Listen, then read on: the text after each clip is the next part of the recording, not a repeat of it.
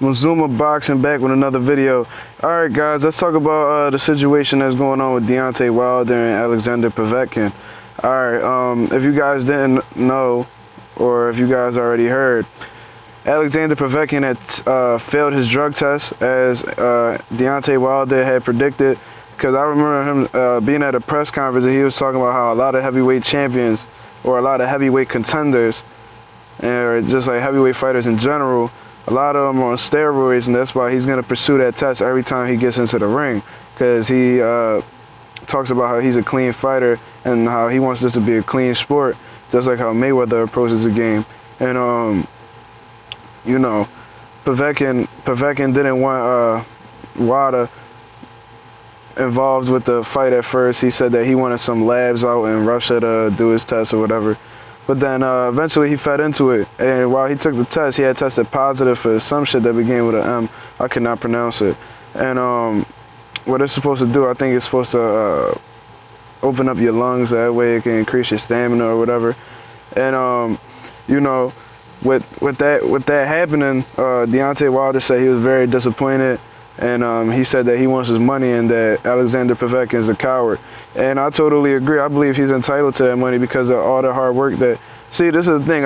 These fighters put in so much work, and the only way that they're, you know, the way they're giving back their reward for their hard work is, of course, the victory, if they get it, and the money that they receive for the fight. And the fact that Deontay Wilder, he said that he actually...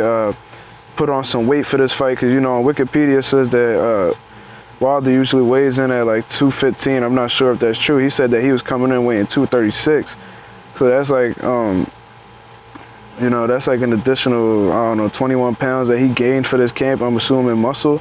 And you could tell he put in some work for this camp by how disappointed he was. He actually came to Povetkin's backyard, you know, because they wanted the purse bid and shit, so he had to come to Russia to go fight him. And everything was going well until this happened, so it felt like he went over there for no reason. And I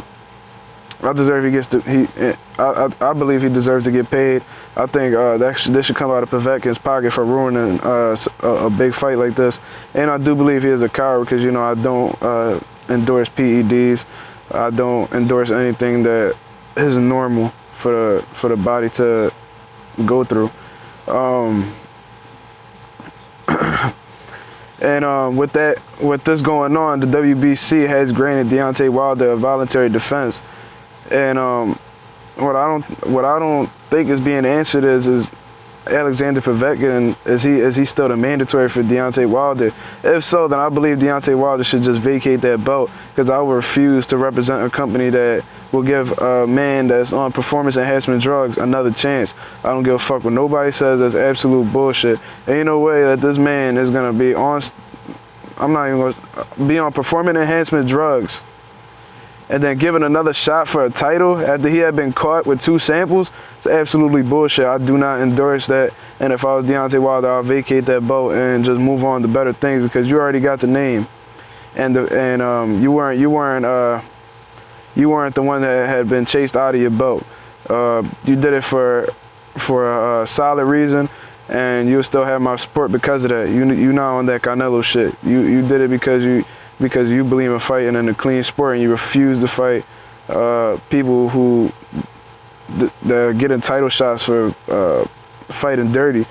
And what they're saying, moving on from that, they're saying that he's been granted a voluntary defense, which I think is appropriate at this time, because you know Deontay Wilder's in shape and he might as well get in the ring while he can.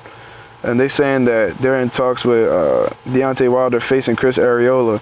I believe he was supposed to fight Chris Arreola, but he ended up fighting the guy Artur Spielka. And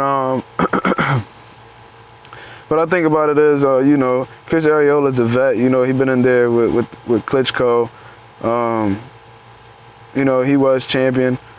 I think he was the first Mexican heavyweight champion, I think, ever, or whatever. I really don't know, but I know he made history in some way with being Mexican and being a heavyweight champion.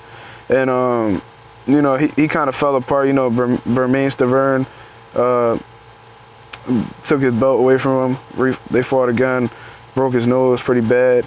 You know, Deontay Wilder defeated Bermane Stiverne pretty easily. Was able to stay on the outside, land his 1-2. Actually hurt Stiverne, but they didn't count it as a knockdown because he brought Wilder down with him, so he thought it was like an accidental fall.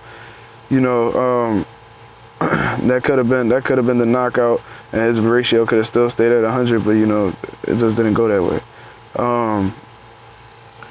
Yeah, I think that's a pretty solid fight for a voluntary defense. I mean, I really don't believe Chris Arreola deserves a title shot, but at the end of the day, he's a veteran, so fuck it, why not? Let's put Wilder in the ring with people who are actually experienced. Chris Arreola, he definitely packs some power, but I just don't think this guy's the same. His last fights that he's been in, he's been looking terrible.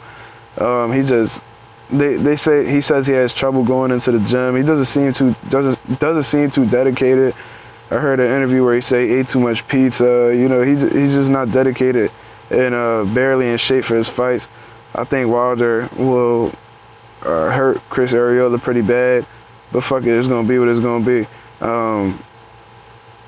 Fuck it, it's a voluntary defense anyway, and I hope that Wilder faces somebody else moving up on that mandatory list other than Povetkin, because the last thing that man deserves is a title shot right now. The only thing that this man deserves is a suspension, being removed from boxing for a while for the things that he did.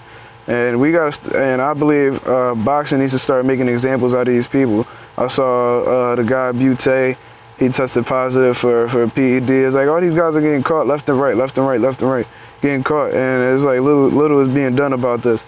So I think they need to start making examples out of people, and I think Alexander Povetkin will be the perfect person to start with. And I just looked at this motherfucker. I just looked at this dumbass rankings about BoxRec, and I usually agree with their rankings. All right, Tyson Fury, he has most of the belts right now, so I agree with that. Vladimir Klitschko, and then they got Povetkin over Wilder. And I'm gonna take into account that they're a pretty you know, valuable website when it comes to boxing, because that's where a lot of motherfuckers get their statistics from. And looking at this is absolute bullshit. There's no way that Deontay Wilder should be below Alexander Povetkin on this list. Wilder's facing the Deontay Wilder is champion. So if anything, I can understand why Klitschko's ahead of him, but Wilder should be third. He shouldn't be below Alexander Povetkin. I don't even know what the motherfucker's champion. And you know, I agree with the rest of the list. Shout out to Luis Ortiz. He's moving up the ranks. But anyway, yeah, that's what I think about the whole situation. Alexander Povetkin should be punished. I hope that Wilder is compensated in a way that he finds appropriate. And just let me know what you guys think about this situation. This is Mazuma. I was about to say this is Deontay Wilder. This is Mazuma Boxing, and we out of here.